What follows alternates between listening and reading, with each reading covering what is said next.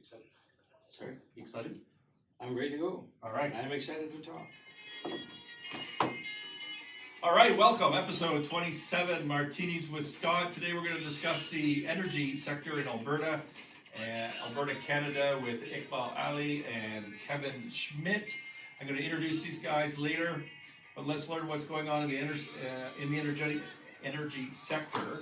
Episode 27, a in-depth conversation about winning in business, designed for business owners, entrepreneurs, management. Coming to you today from the Sinclair Range Calgary office, Calgary, Alberta, Canada. We haven't done a show here before. This is the first time we've done a show with guests outside of the Toronto office. So this is going to be unique. All right, let's have a drink. Welcome, you guys. Yeah. Welcome. Thank you for having us. I'm on the, just because we keep track, I'm on the Fernie vodka today. I brought Fernie vodka for these guys, but Iqbal is not drinking anyways, so he's on water.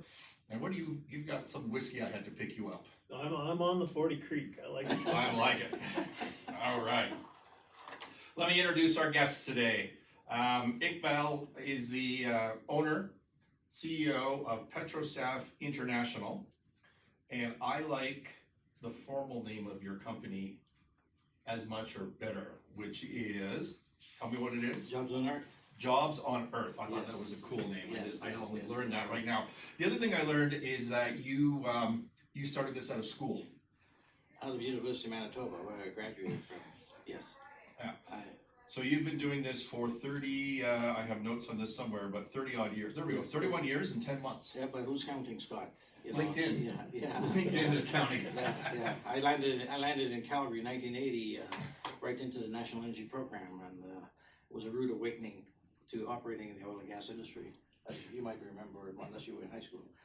You know, it was an interesting development.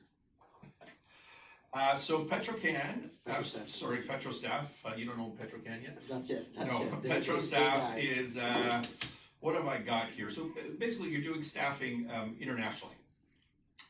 You found over 100,000 qualified CVs, Well, we have according to your website. 1 million on our database right now. 1 million? Yes. Wow. Yes. How many of those are Canadian? Probably 60%. Okay. Yeah. Impressive. Yeah. And you're sourcing, I always think of you as sourcing for energy, but that's not true. I mean, you're way more than energy, right? Yeah, we also recruit out of Canada and the United States and South America. Yeah. That is our export area. But we also work for Canadian companies and US companies and international companies. So it's not just simply international operation. And some big names. Yes, we have some OPEC members with us. Yes, that is Yeah. correct. Good for you. Kevin, we're going to come back, by the way, we're going to talk at the end of this. Sounds good. We'll want to learn more about the business. Kevin, Stride Management Solutions, 14 years, but you've done some other stuff during that as well. Yeah, I did lots of different things along the way for sure. Yeah. So Stride is doing staffing, but also project management. So Yeah. more hands-on consulting or just taking over projects. Is that the right way to describe it? Sort of a turnkey outsourcing. Well, we kind of go with, fitting our project, fit theirs, and making sure we're filling in their gaps. And if it's a big company, lots of times they just need somebody that can move and get things done without politics. And if it's smaller, lots of times they don't have Right. the resources themselves to do it. So.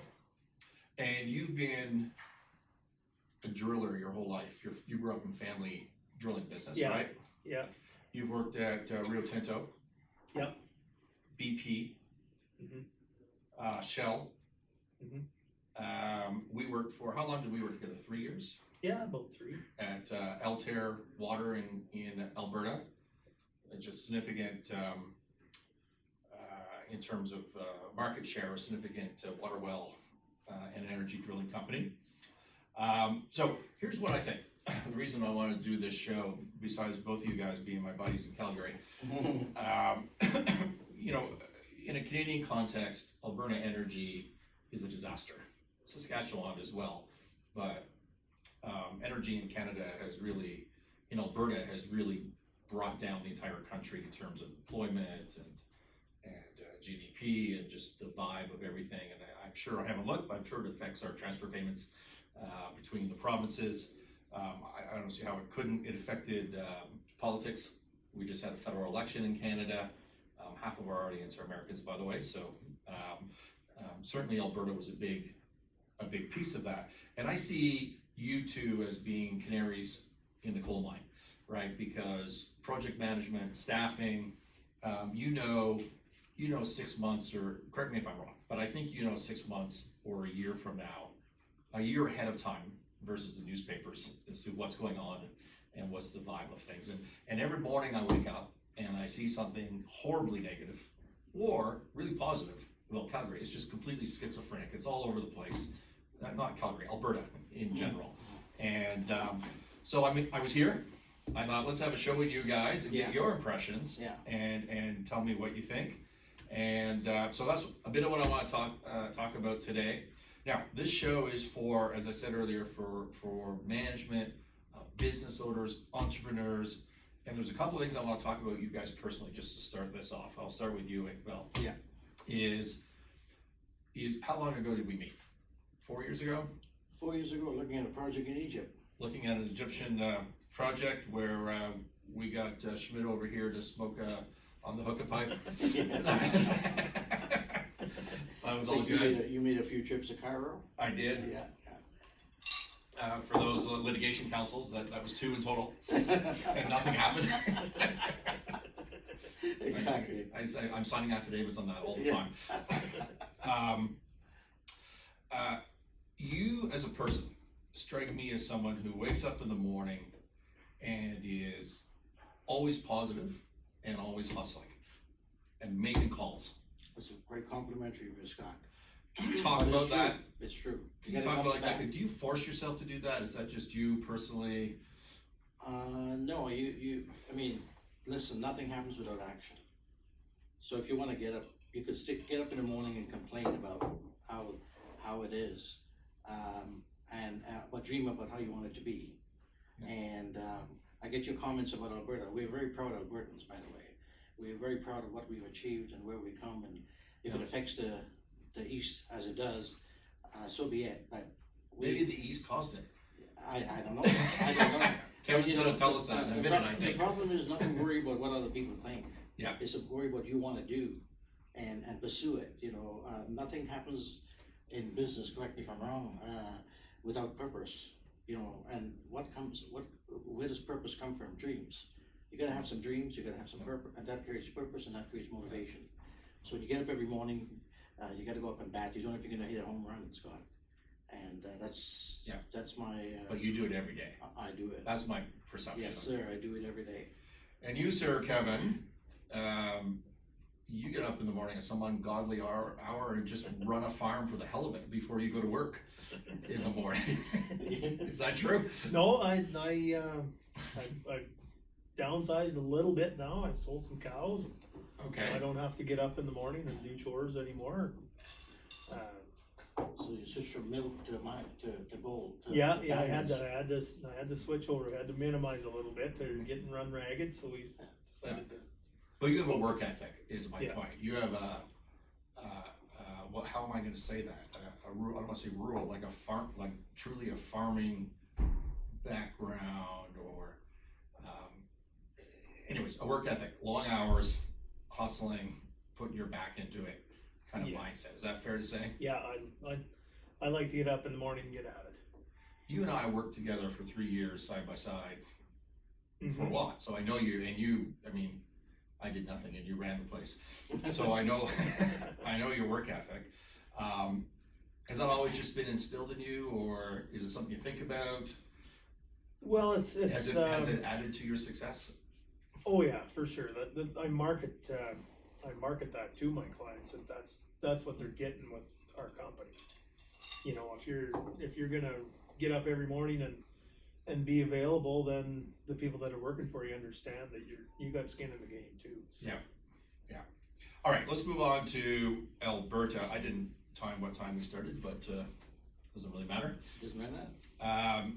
Alberta in general. Let me go through a couple stats here that were prepared for me. So the energy crash was 2014. The last one. The last one, you've been through 5. Yeah. The one that This I is my fifth, experienced. yes. This is all about me. Calgary oil and gas producers cut an estimated 110,000 direct and indirect jobs in Canada. So Alberta energy companies, but those were Canadian-wide jobs, 110,000 between 2014 and 2016. The stats on this are different everywhere you look, but over 30,000 at least were in Alberta alone. Mm-hmm. And I was here during that, and you were here during that. We always track rig stats.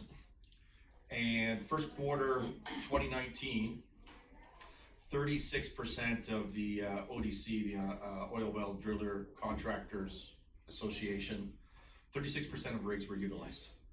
That was it. Sound about right to you? Yeah.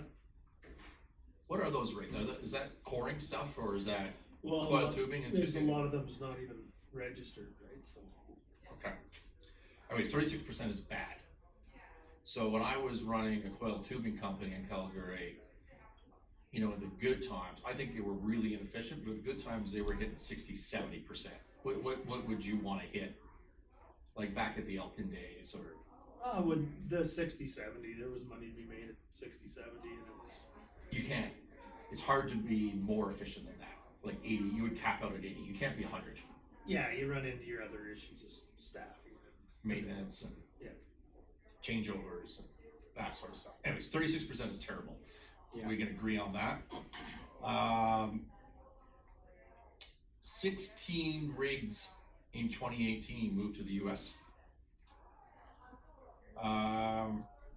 And the rig count in the south is just continuing to grow. What else do we have here? Holes are way down. So the rig count, highest in February 2012. So we think back to that was 532 rigs. In May 2006, that doesn't count. But currently there's 91. So we've gone from 532, and even after the decline, and have we had a rise as the decline? A little bit. Yeah, right? it was good there for a little bit. And things come Yeah. back and saved a bunch of service companies. Yeah, so we have 91 right now. So those are some stats that we have, and I want to come back to pricing after, because what I learned in the coil tubing business was, so I've had 2 experiences. One was the coil tubing and one was the water well energy drilling with you. In the coil tubing, we dropped our price by 80% and we were losing on price. And Yeah. right? Like there was just, it's a peripheral, it's sort of way down the list of things that are important to do. Whereas in the coring side, with you, there was just nothing to bid on at all. And on the water well side, we went down, what, 20, Yeah. 30%? Yeah, good 20-30. Yeah, so we're gonna come back to the pricing. So tell us about, there's some stats. Let's just have an open-ended conversation about Alberta in general and what the feeling is right now. You wanna start off with that, or jump in, whoever is ready to go. Well, if I can use an example, one of the areas we got involved in over the last, since 2014, was to try and find opportunities for Alberta companies on the international market. Till this day, I'm looking for a drilling company to go into North Africa, to go into Kuwait, to go into other international locations, and for some reason they can't make it.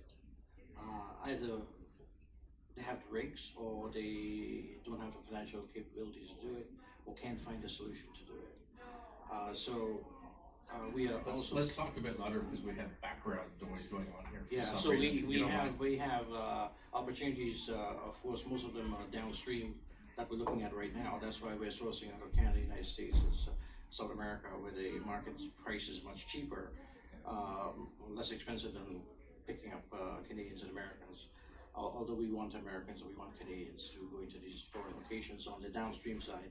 On the upstream side, we have some opportunities as well. But you know, in terms of the services sector, getting drilling companies and workover companies and ESP companies, downhole testing companies to go international, it's become a challenge, and I really don't understand why. So Kevin, the reason why would be they don't have any money to mobilize or fix up their rigs, Yeah. and then they don't have any staff. And they generally, Am I right about that? one of the sticklers I found is most of the companies have some sort of lien on their equipment with their financial True. institute. And they're not excited about letting the equipment go overseas until they get their liens paid. Yeah. Liens paid off, right? So, Right, so the bank's got a security, a UCC in the States, or Yeah. GSA in Canada, a PPSA, so Yeah, they've got it registered against equipment, and they won't release it to ship somewhere. I get that, you know, but that's 1800s thinking, that's like 19th century thinking. If you have the mindset and you know what to do, you're not gonna take Alberta rigs and take them to North Africa. You're gonna go to North Africa with your mindset and take the rigs from Dubai or somewhere else into the location and get the job done. So it'll support your Canadian operation. Yeah. You know, why not do that? You know, like, it's a difficult thing to understand. From the lender's perspective, Well, yeah, you're not moving the assets. Yeah. You're just taking the mindset. yeah, It's like going to Egypt, right? We would not buy rigs in Alberta. We would take the rigs from well, we were going to originally because you could buy 10 cents on the dollar. well, that would have worked, Yeah, good. but no bank is letting them go for 10 cents on the dollar. Right. See, that's the problem. Yeah. You know, if their security registration's at 100 cents on the dollar, Correct. and the rig's really worth 5, when it goes to cents on the dollar, Scott, it but goes if- to credit committee saying, yeah, but it's 100. And you're like, But no, it's not. if we got the contract, this man would have had to execute. I don't care how he did it, he would have had to do it. And drill Well, the water because what wells. we found was we could get rigs local, and Exactly. it wasn't an issue Right. at the end of the day. There's an exporting his mindset. He's a water well drilling specialist. And he's the best driller. Yeah. No doubt about that. What else is going on in Alberta? You're Well, to be honest, I don't even really follow it that close anymore because it's depressing. The people you talk to are Yeah. depressive. There's really no jobs to be had, and if you do get them, there's no money to be made with them. Right. And maybe that's just like I'm sure if a guy kept digging, there's opportunity everywhere. It's just that personally, I kind of move my resources other areas. Yeah. And, take a swing at that. what other areas? Well, that's another thing that's a little spooky is I've kind of went into diamonds, which nobody really needs. And That's not true. There's an industrial market for diamonds. but that's not what this place is about. And the other one is renewable energy, and it's got to be subsidized. So What are you doing in renewable energy? I'm working with a company, a startup that's setting up In windmills though, or what? in biogas. Oh, okay. And interesting thing is they can well, they already have a contract for $20-some a gigajoule for everything they sell. Yeah. But they can buy it out of the gas co-op for $3. Wow. You know, so you look at the business model and it makes you wonder, Aren't guys still How burning long's- off gas for free around here? well, how long is the subsidy gonna Yeah. be there? Right? Like You they've can't. had to buy it for they've already pre-sold all their gas for the next 10 years. Yeah. And it's all to do with carbon credits, right? So Ah. so it makes you really wonder if that business is sustainable or not, right? Right. And it's out of your hands if it is. So my view is never build a business model that relies on the government Yeah. to Right. provide you with subsidies or credits or anything at all.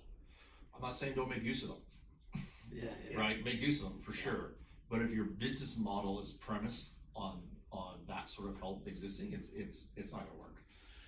Which is ironic for me because I always stuck to water because I thought everybody You needs gotta water. drink water, yeah. But it got down Yeah. to where you couldn't make any money Yeah. in that business. I have a water well on my acreage too, you know, it was extremely valuable to get it, as you couldn't function. But you should look at building a pipeline to the Hudson's Bay, Scott, putting together some money to, why not? Forget about getting permission from federal government, they can build the Hudson's Bay I'm sure that it'll create employment. When you say forget about getting permission, No, I mean, go through the regulatory process, go through the regulatory process, but we need ambitious, revolutionary thinking, not a okay, revolutionary. I want to talk about pipelines next, Yeah. because I think transportation is You know, a large part of this. Build But one to why, Alaska and attack the east. why do you see, what am I trying to ask you? When we were working at the Waterwell place, we built a business plan that assumed that things were gonna start picking up again, because we started to see, for a year and a half, the phone didn't ring. Yeah. Right? Then it started to ring. And that just pissed you off because people were fishing, Mhm. Yeah. right? They were thinking, oh, we may have some budget this year, we may not. If we have some budget, what are we gonna do about that, right? So then you were putting together bids that you didn't believe were ever gonna, projects that weren't gonna go forward that year, but there was a sign of life. Yeah. What happened? Well, there was life, like it did come around a little bit, and but the margins did not, of course. If you wanted to be the 36% that was working, you had to have your price down to where it wasn't really worth being working. But it did come around, and then now it's kind of at a standstill again. It seems like so. Why? Do we have a sense, what do people in Alberta think is the cause of that? Are they blaming the NDP government? Are they blaming pipelines? Well, I don't think we can blame the NDPs anymore, because we've had 8 months with the Is other it guys. 8 months? It must be close, isn't it? We went through a federal and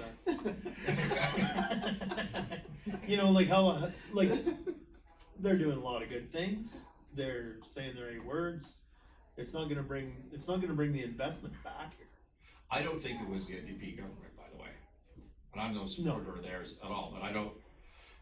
The biggest thing, what was their biggest issue with, was the royalty, right? The biggest issue personally I had with the NDP was it took them a year to figure out where all the money come in the first place. Yeah. So they put a bad taste in everybody's mouth It was right horrible. off the bat. So for they that said, first year. we're gonna change the royalties, but we're gonna spend over a year And then later thinking say- about what that might be, just to create some uncertainty, so you have no idea. then leading the same. I don't think you could blame one party, one government. I think it's 25 years of, when I came into Calgary after the International Energy Program, the song was, and you gotta know a song, you gotta sing a song, right? The song was, we're gonna diversify. This is my 5th recession. We're still singing the same song. We're gonna diversify. Really? So it has nothing to do with the party or Yeah. it's always 25 years of the same thing. And until Why? that changes, But Fort McMurray was going really strong yes, before the energy depression yes. in 2014, 2015, which is still lingering on. Yeah. And now it's not. Mm. So, And it pulled us through the one in 08, 09, exactly. because So- it wasn't affected, right? I don't think the NDP helped that, but I don't think it was them that did that. I don't think Trudeau helped that, but I don't think it was him that Well- has caused this. He may have been worse than the NDP, but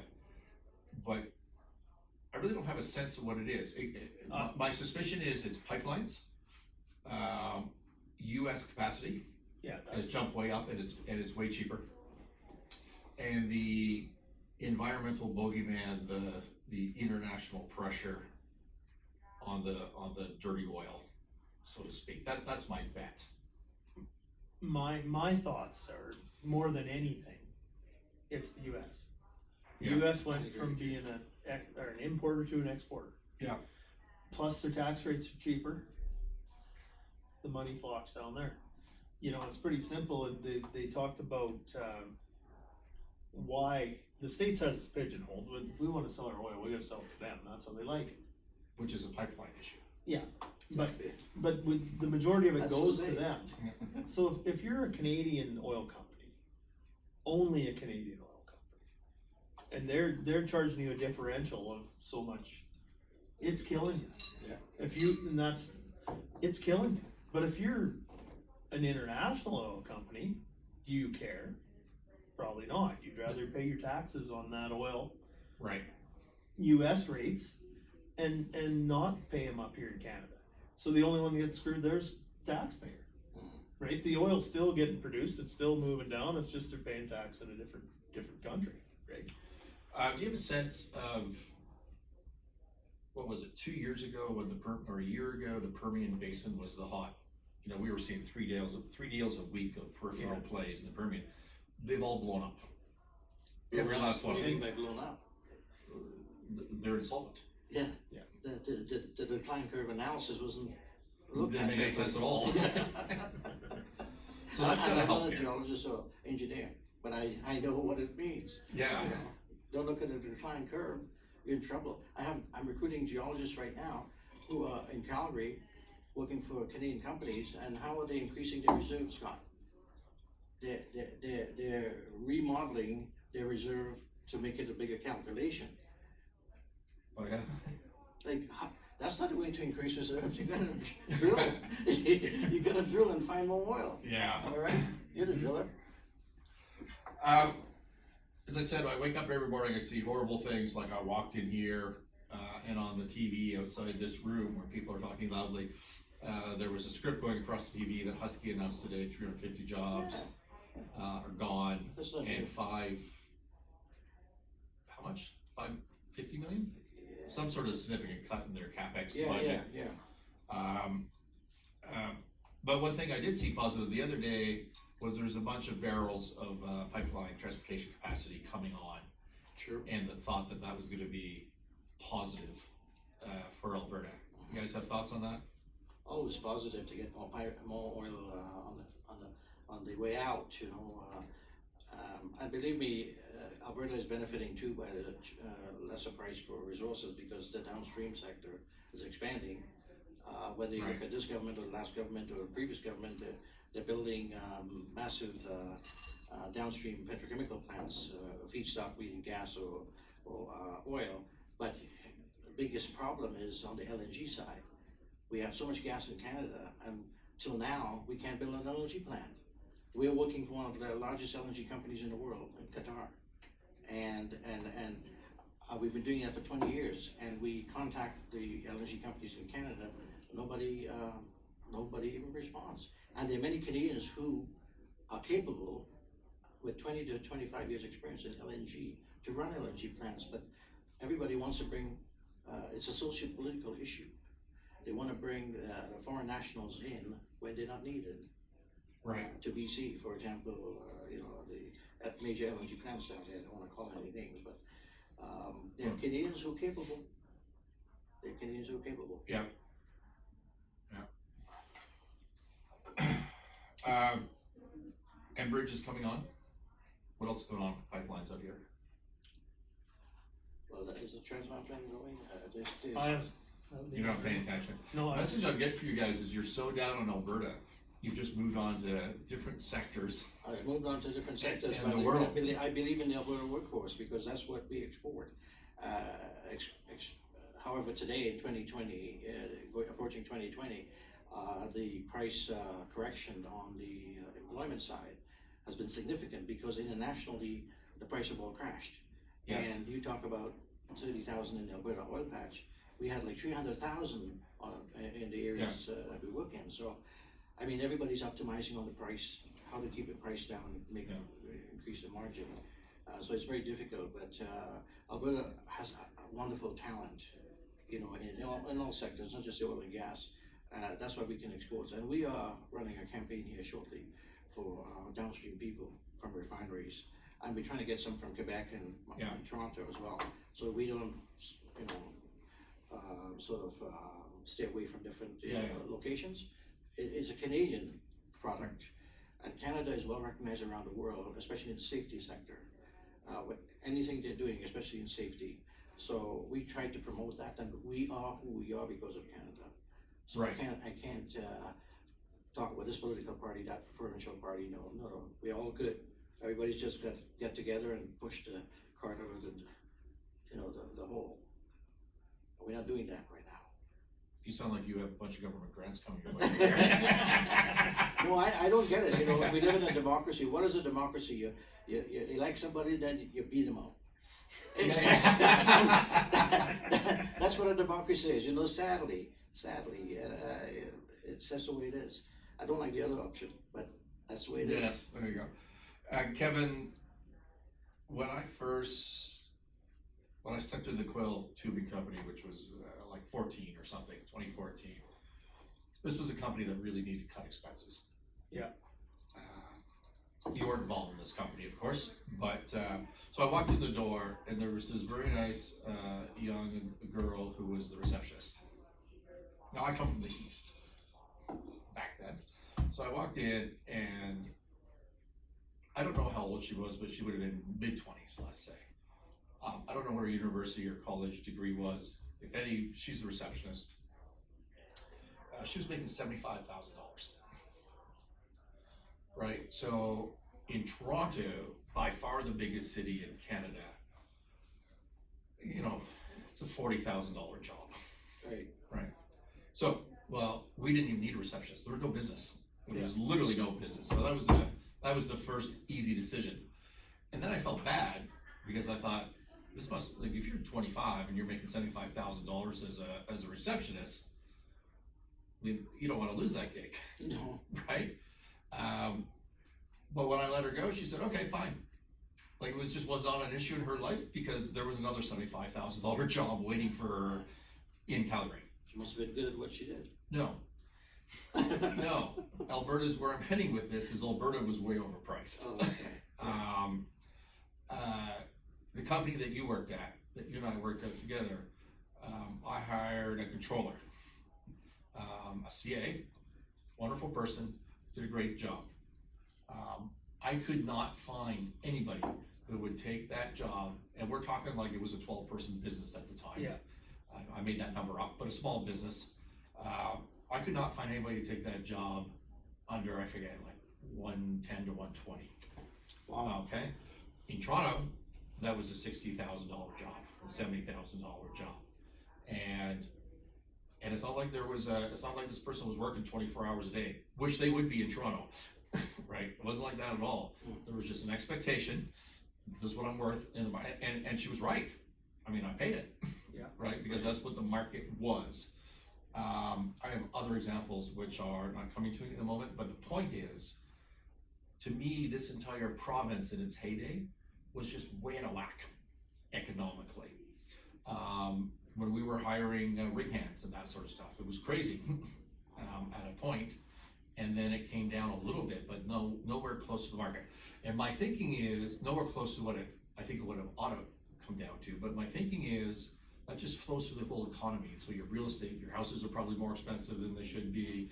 Your groceries probably end up being more expensive than they should be because everybody's making so much money. And my fucking thinking at the time is it was going to take a bunch of bankruptcies and severe shocks to the system to normalize that out. Because how can Alberta be competitive on world markets paying those sorts of rates? Can you comment about that? And as you do, I'm gonna check the recording to make sure we're good. So I'm gonna step away for 1 second, but we're doing this by myself today. I have no help here, so I want to check the framing and that's still recording every now and then. Well, I got Cross-training. That's right. I got 2 points on that, and one is now after 5 years,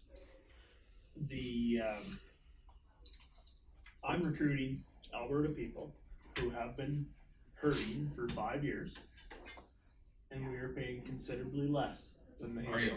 Considerably less than the heyday, but we can Like offer 30% less?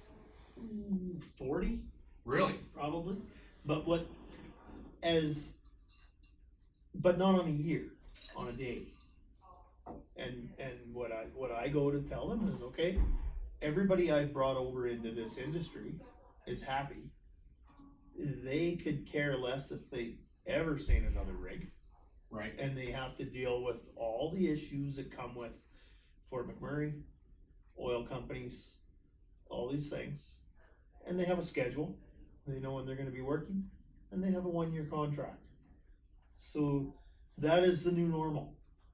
Get your life, if you want this, it's here. Get your lifestyle to match the wages. And it's kind of, people don't really love that talk. No. But once they get into it, they're happier in their job.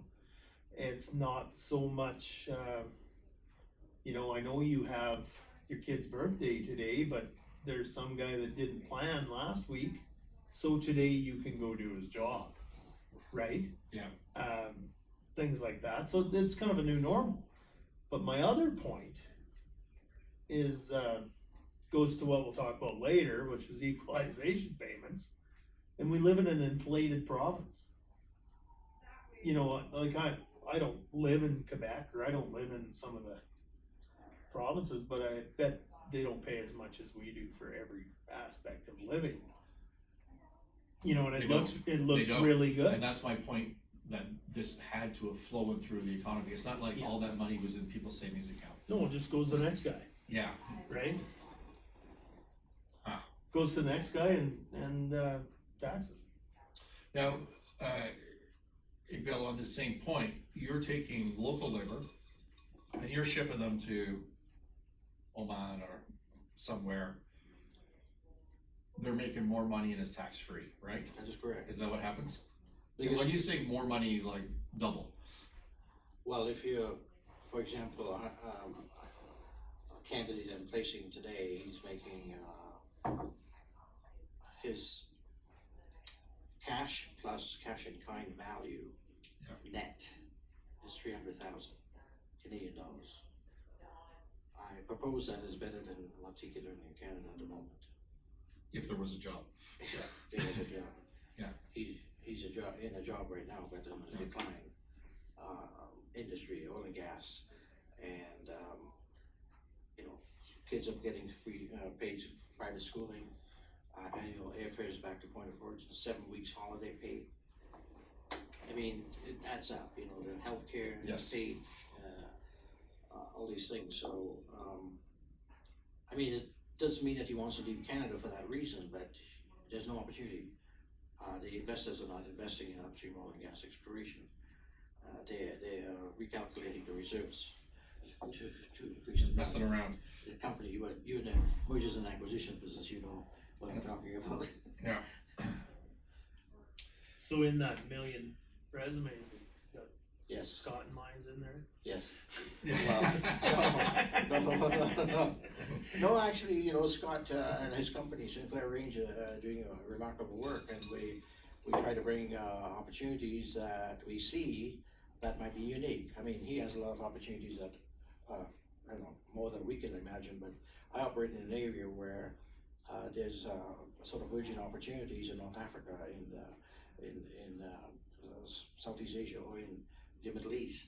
I'm looking for a drilling company to go into Kuwait for all shallow wells right now. I can't find one, Scott. Can you help? All shallow well programs. I gotta call my guy. Yeah. Hey, can we help? Well, And, you know, can help. It should be very easy, yeah. but you have to bring somebody like the Scots of the world that can put the deal together. You can't expect the service companies to put the deal together. That's the issue, right? So when we were looking at the contract, that we were thinking about, I'm trying not to give specifics on this. Yes. To me, the drilling was the really easy part, right? But there was international flow of funds was a big deal. Corporate ownership and control was a big deal. Offtake agreements. Well, that was that would be a feather in the cap, the icing on the cake, if you could get offtake agreements to go with it. But political risk, contract risk, and so what we had arranged was through EDC. So the Canadian government was underwriting political and contract risk for us on that potential deal, which makes it flow. Yeah. Because you could say to your banker, who to Kevin's point earlier has liens on those equipment because they loaned you money on the rigs. The rigs you were replacing those rigs that was $1 million a pop, 750, somewhere in that range a pop. So you got the value of the rig, plus you have what would mobilization was another $1 million.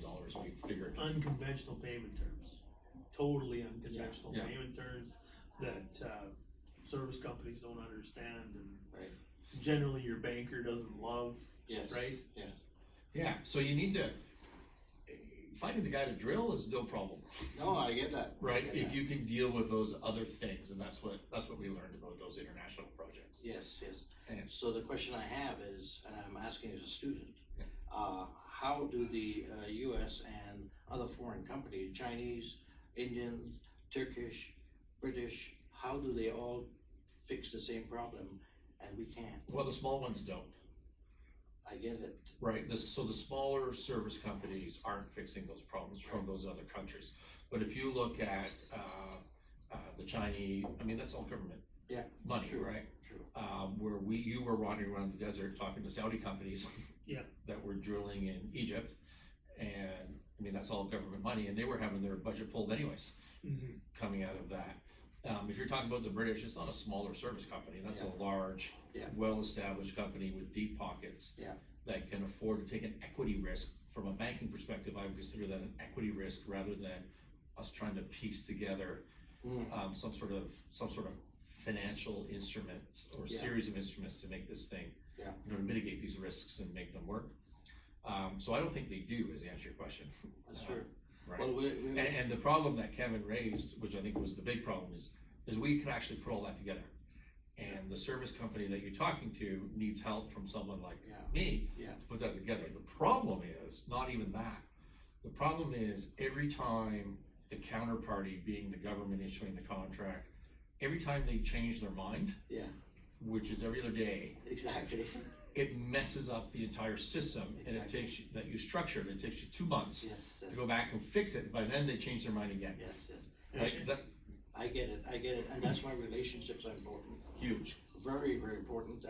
I'll give you an example. We're trying to do some business in South America, in Guyana, where ExxonMobil is having a lot of discoveries, and Yeah. believe me, a lot of foreign and multinational companies are going into Guyana. In order for us to operate there, to try and get into that market, we've had to create a partnership, or alliance partner with W Recruitment out of Georgetown. That's the only way for us to get in.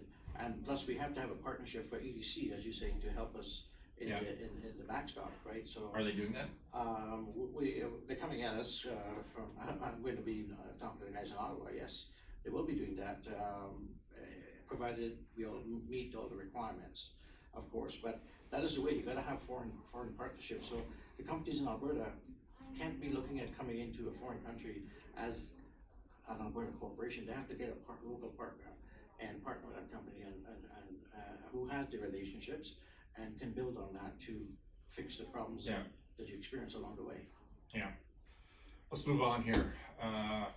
Carbon tax is coming to Alberta January 1. Is that true? I think. I'm not sure, I'll just probably pay my tax bill when it comes. Do we have a choice, Scott? Yeah, No, I don't think you do have a Yeah, choice. so, But I keep reading the paper how that's gonna kill the province. I don't see it. No. I just don't see how it matters. I'm not in favor of carbon tax at all. I don't see how it has a material impact on anything here. yeah, it's not gonna kill us. The difference is, it's just exactly what you talk about, is competitive. We already had so many dollars to get a barrel of oil out of the ground. Yeah. And now if we add taxes at the end, and it just makes it that much more expensive to get the oil out of the ground, right? And if your competitors do not have that, which is all the other countries that do not have that, that's where the money's gonna flow. Yeah. And that's, it's just another straw thrown on the camel, right? I'm of the opinion that we need to do something with the environment. Whether we do it now or do it last week or tomorrow, something has to be done, whatever that is. I have kids and grandkids, and I would like Yeah. to make sure, we're the custodians of the future. And whatever that might be, we have to find a solution. Yes. So, that's my point on that. And I don't disagree.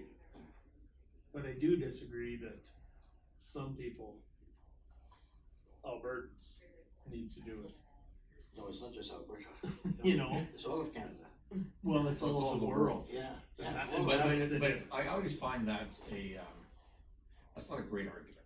No, it isn't. I'm against carbon taxes because they're not gonna work. Okay, they're just tax. Right? It's we talk about industry, we talk about oil extraction, but where do carbon taxes really hit? They're gonna hit at the gas pump. Yeah. Like in Yeah. BC, right? Do you go for Sunday drives anymore? But it's like speeding tickets, Scott. Do you go for Sunday drives? No, I don't. No. Do I you go for a for Sunday drive anymore? But Like, it's like it's not speeding like- tickets. It's not like driving is discretionary. Right? I'm not gonna not go to work Yeah. or go see my client and consume less gas in my vehicle, right? I'm not gonna, the cars that they sell me are the cars that they sell me. I'm not deciding on gas mileage, Mm. right? I have a father-in-law who is a terrific guy. I like him a lot, and he's in Quebec, and he makes me laugh. Because every time we go there over Christmas, and we're coming soon, every time we come there, he says, hey, gas here is this, what was it there? And I was like, I don't know. Mm. I wasn't gonna not come. Yeah. Right? Like, why am I paying attention to this? Yeah. So but I do think that change is good in the direction that you're describing. Your alternative energy projects, and you wanted to talk about this. Well, I can talk about it. I have put a fair amount of my own money into this stuff. I've put a lot of my own time into it because I do believe it's better for the world. There's a ton of waste, and that's but feasibility is not there yet, especially when your energy is cheap right now. If you can go drill a well and produce 10 times more energy for $1 million than what a $40 million plant can produce, it just does not make economic sense yet, right? Great thing for the world, great thing that the food waste and all the waste that's going to landfills you can generate gas off of, but it's totally reliant on a subsidy. Right. So that's So I it's think- spooky. I think the answer to this globally is Gen 4, Gen 3, Gen 4, Generation 3, Generation 4 nuclear. All right, so And that is a new talk. right. So Ontario, Saskatchewan, and New Brunswick, I think, just announced they're looking at nuclear. So for those that don't know, and I'm not an expert in this, but I'm getting to be an expert in this because I just think it's where the money needs to go. Of course. Right, and if you look at guys like so Bill Gates, a company that he owns or supports with tons of money, they've actually designed Gen 4. I mean, he's all over this, and he hasn't been able to get permitting in the U.S. To do a prototype, which is the problem with nuclear is all new technologies. You need to iterate your way there. You need to build it, try it, see how it works, try something better. Well, who wants to do that with a nuclear power plant in their neighborhood, right? So it's hard to find a. Anyways, he had to deal with China, and then with the trade war, that fell apart. But I think he's getting permitting through Trump now. I think that's happening. It's in discussion, anyways. But the deal with even Gen 3, which I think is what they're using in France, but there's been less injuries and deaths in nuclear than there are of roofers installing solar panels, like just nothing. And the Gen 4 is designed to be impossible to blow up, basically. So they can't have this catastrophic event. And certain designs of this actually eat nuclear waste for fuel. Wow. And they're modular in a sense. They're smaller, they're less expensive, and 100% clean. In fact, negative in the sense that they consume some waste fuels. So there's my layman's interpretation. Don't hold me to any of that, Yeah. but that's the direction of where it's going, That's wonderful. right? And it doesn't require subsidies at all, right? So why is that not the answer to everything? Yeah. I think it is, which is potentially not great for Alberta. But I don't see why Alberta wouldn't be a leader in that. They ought to. Mm-hmm. Well, certainly they can get into it themselves if they wanted to. Yeah. They've got a lot of money invested in oil and gas, so someone will have to find a formula to transition you know, to at least get it tested. I mean, we've been talking about diversifying the industry. Why not? We have only 3 provinces in Eastern Canada doing it. We should all get together and try it. So we have Brexit, we have Wexit in the US, and now in Canada we have Wexit, Wexit. I'm told. Yeah. What is this Wexit? Well, I'm not a And I'm sure Wexit this member. ties in the transfer payments. I'm not a Wexit member by any means, or do I feel that it's the way we should go? I feel But it's definitely a movement in Alberta, right? it's definitely a movement, and it ties into carbon taxes. It's the rural people that depend on getting in the car every day, going Yeah. to work, going, you know, we've went in a society now where both parents have to work, both parents have to drive. Kids do everything in town. You know, it's that community that is upset about the way things are going, but they don't have enough votes. Cause it's your urban communities that have all the votes, right? Wexit, I think it's probably never gonna happen. I can't There's see. always been a separation underbelly Yeah. of Alberta, is that true? Whenever there's a Trudeau in government. Was it? Is that No, but well, the first one was, how long was he in government? 16 years Yeah. or something, it was a long time. And I don't see this one going anywhere too fast either. Well, it wasn't just Well, not Alberta. when, I mean, not when the other guys are so incompetent. Quebec, I wanted to at one time. Alberta has been since 1980 when I landed here. Same thing. So. Yeah. I that's- see this as a nothing. Do you see Yeah, this as not- nothing? You know, it's you know, God bless the people who are trying to make things better, but I don't see it going anywhere myself. I'm a federal thinking person when it comes to Canada. It'd be hard to imagine something better. Of course. I don't see it going anywhere. And, Yeah. And even if it did,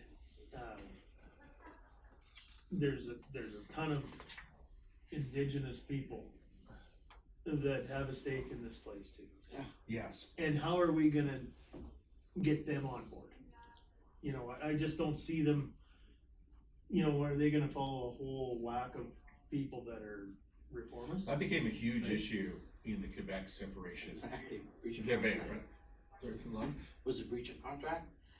There was all sorts of things, but who was it at the time? Bouchard? He just said like, you know, you're here, so. That's Yeah, that's, right. like, sure, let them know that everybody's upset. Yeah. Maybe they can get something better out of it, but the fact of the matter is they're not. It'd be a different story if BC actually wanted to go with Manitoba. You could maybe split it down the middle or something, or if it was beneficial. But I don't see how it's beneficial.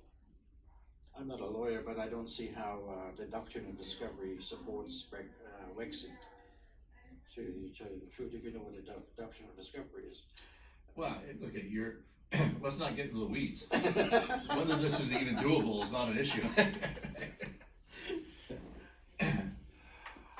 Let's talk about being a business owner, entrepreneur, when things are going bad. That's not intended to be the topic of this show that we do on Martinis with Scott, but we sure covered it a lot Yeah. on Martinis with Scott. And there's we have a top 10 list which we haven't finished yet, not a top 10, but a checklist of 10 items for how to refinance a troubled business, how to turn around a troubled business. And we've done probably half of our shows have been on the first 3. And the theme has gone over and over. You watched one with Craig Boyer the other day that we did, who you know, and we talked about some of these points. But point number 1, when you're running a troubled business, is to admit to yourself that you're in trouble, right? Because if you can't admit that to yourself, recognize it in your soul, then you're never going to make those hard decisions. That once you recognize yourself, wow, if I don't do something, Yeah. I'm in trouble. Then once you realize that, the decisions become easy because they're kind of just math. Like it's not a choice. Yeah. I just have to go do that. So that's number 1. Number 2 is we call it identify who caused the trouble, a person that caused the trouble, exit or a group of people, exit that person or group of people, and or augment your management team, because it's always management's fault. And the essence of that point is not really like there's the bad guy, get rid of him. It's more showing your stakeholders inside and out, your employee base, your board of directors, your bank, your whoever your stakeholders are, showing that you're taking this seriously and you're making change, right? Because just putting together a new plan with a hockey stick isn't going to help.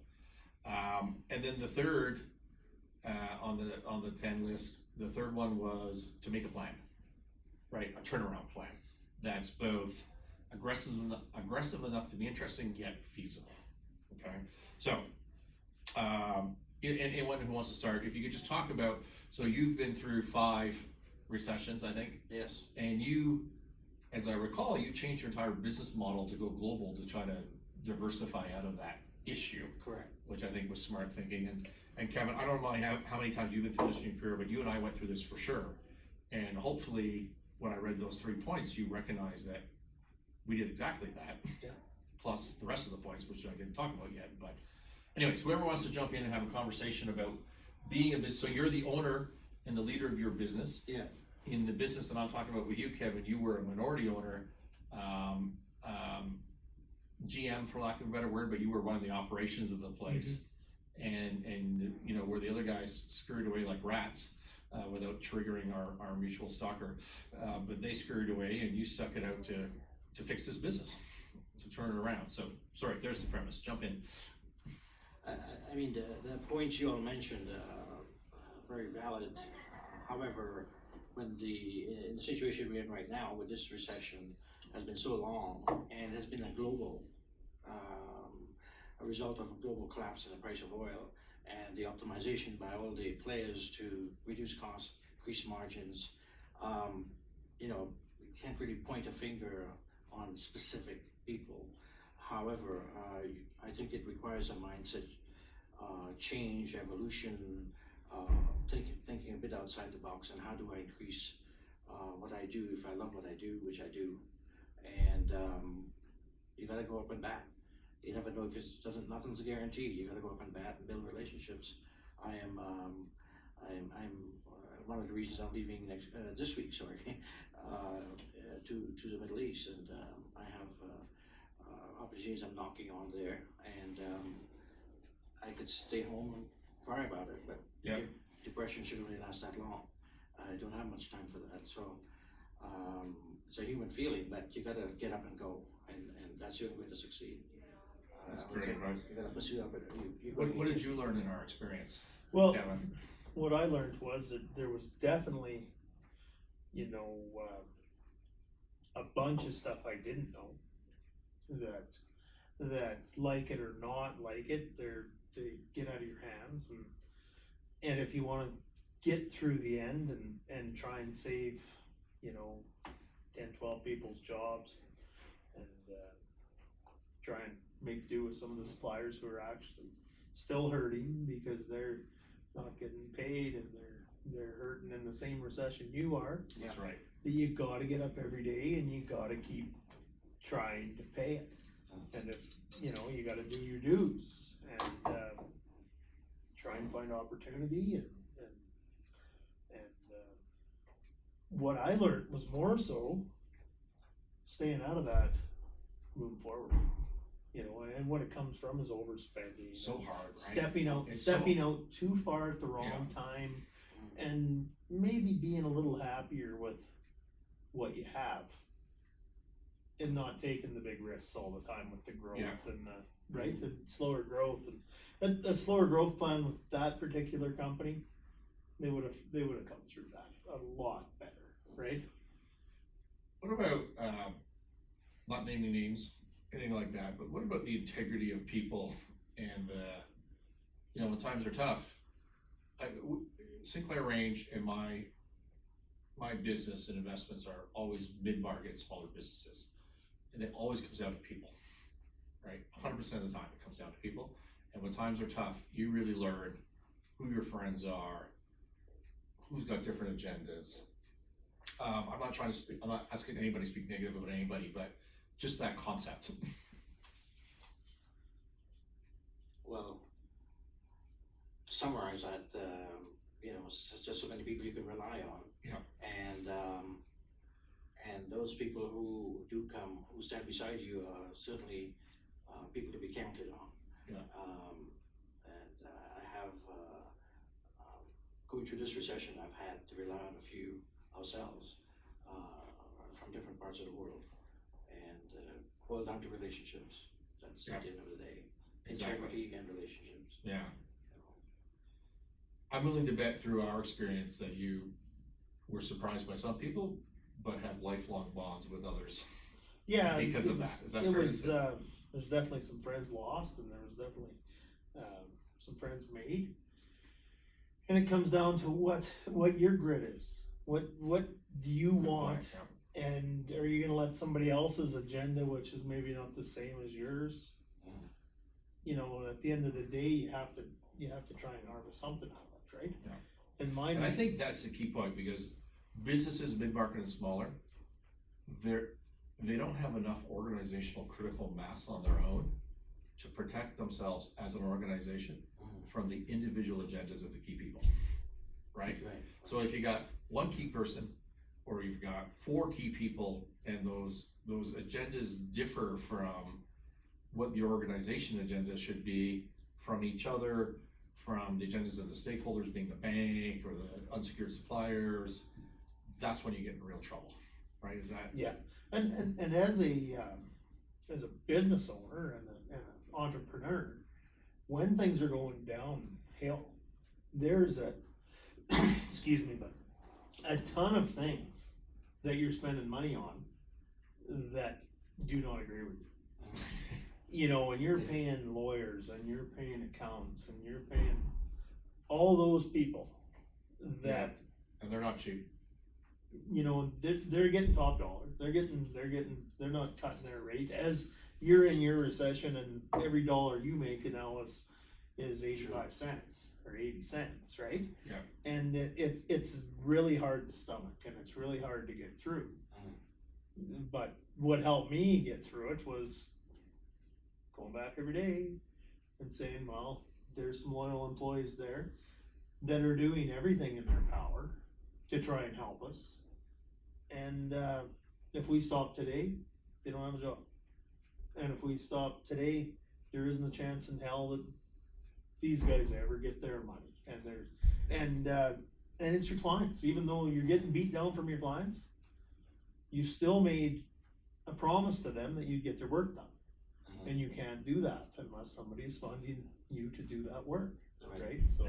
So there's definitely some things that you have to, they might not be right with you, but you have to make those decisions, right? All right, what do you want the world to know about Stride? Well, Stride is a different kind of operation now than it was before when things were really good. We really look at value and how you're gaining value. We really look at, part-time staff versus full-time staff,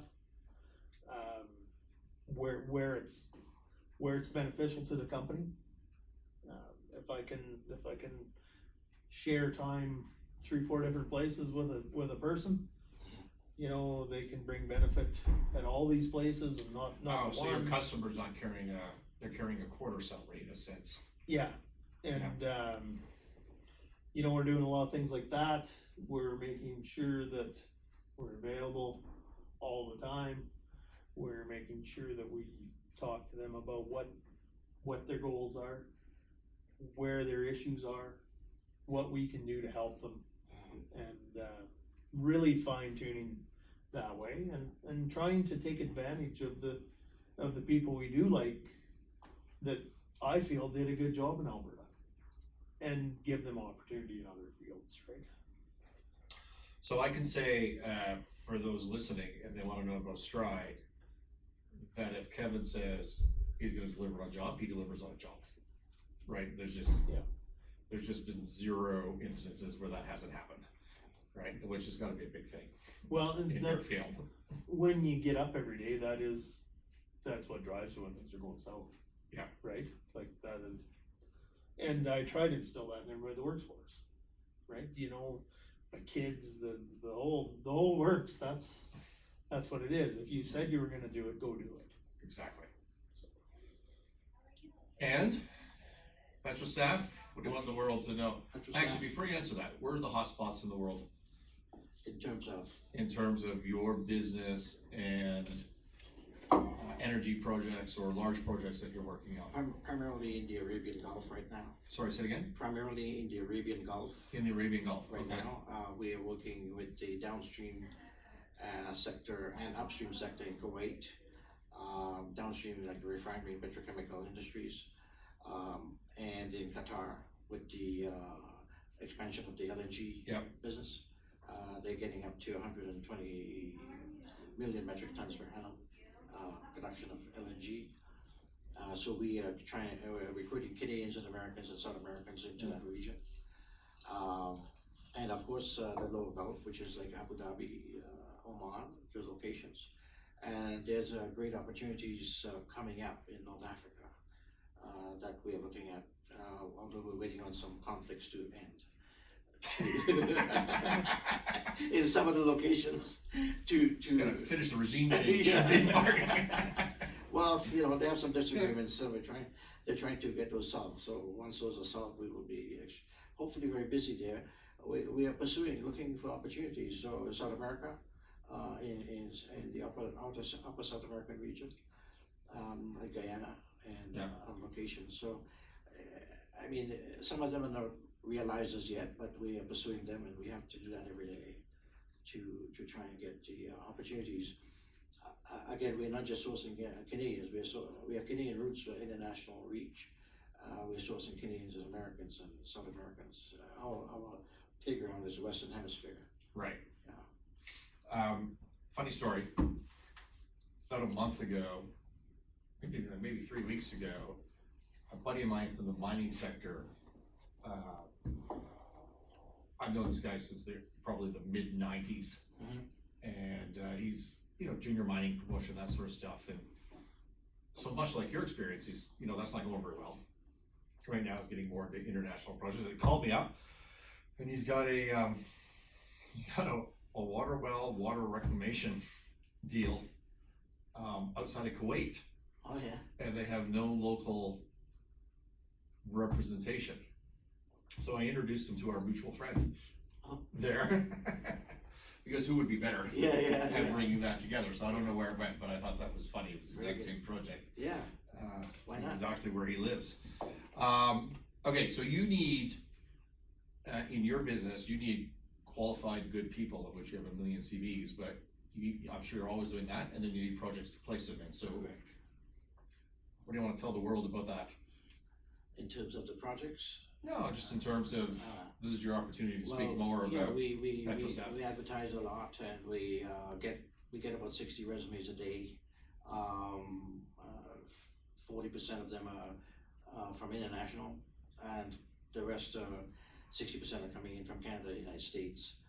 We don't always have an opportunity for everyone, but once they get into our database system, they will be present, and if something comes up, we will our search engine will find them, and we contact them to let them know what the opportunity is. You just got to realize, like you said, Kevin, that the prices have come down, and the acceptance levels have to be adjusted by people looking to go in the international market if they want to get an opportunity. The good news is these opportunities are long term. They're not. There's some contract positions that are day rate paid, but many of them are full-time permanent positions, family status, where they get everything for the family, and in many cases their wives or spouses, because we have professional wives who get hired first and the husband go over and work, or vice versa, where the husband works and the wife goes over as a secondary professional for employment. Both available, both opportunities available. Some people think going overseas only the husband can work, but in many cases the wife goes and the husband comes in secondary. So it creates a little bit of a change in mindset, not back in the old days, so. But there's opportunities, and just gotta adjust the expectations in terms of salaries. The companies there will pay what they pay. They don't care if you're gonna lose a severance. They will not compensate you for it. You're gonna go into a tax-free regime, or if you're on rotation contracting, it's a day rate position, as you explained. Those guys make a very good day rate. Even, it used to be about $1,800 a day, now it's down to about $650, $750 a day. But better to have that than have nothing, right? Yeah. You want to tell people how to reach you? You don't have to, but if you want to, you They can. can look on our website, petrostaff.com, petro-staff.com. Yeah, I'm on stridemsi.com. Stride, MSI. stridemsi.com. Yeah. Stride with an I, not a Y. Yeah. You betcha. .com. Lost me there for a minute, Scott. That's all right. It wasn't supposed to be a spelling test. I want to thank you guys very much. You're welcome. Thanks for having us. You had fun? I hope you had fun. Yes, indeed. Always a pleasure with you, Scott. Thank you. Thank you.